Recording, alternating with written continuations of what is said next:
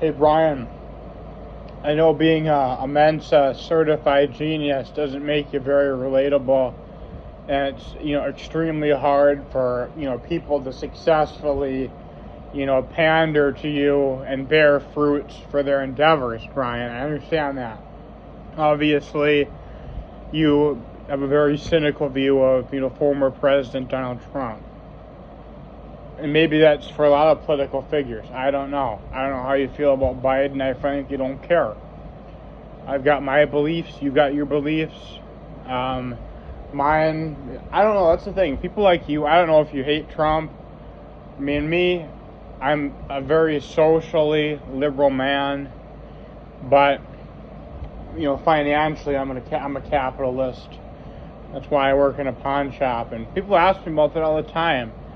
And I say, well, if you're willing to make peace with, so-and-so down the road, having a wife, who's dumb as a box of rocks, wearing her lady just, and the guy's kind of a scumbag, and they have, 10 times more money than you, if you can make peace with that level of inequity, you can make peace with working at a pawn shop. So, people can clutch their pearls about that, but you got to be able to make peace with other stuff you can stomach. Now, I will say, my question for Brien is, maybe the fact is, if Peyton's not my brother, maybe that's not true. But my question for you, Brien, is why, when I ripped that plate off that Touareg, were you okay with that? I mean, sure, maybe the dude was borrowing it for a while, but still, irregardless, that's something that had to happen. You had to address that issue. I doubt he, got it fixed up there. Maybe he did, maybe he didn't, But when you did call me and I called you back on the phone, you obviously mentioned, I think it was 160 or 170 to have it, reaffixed on the, back of the car at a dealership.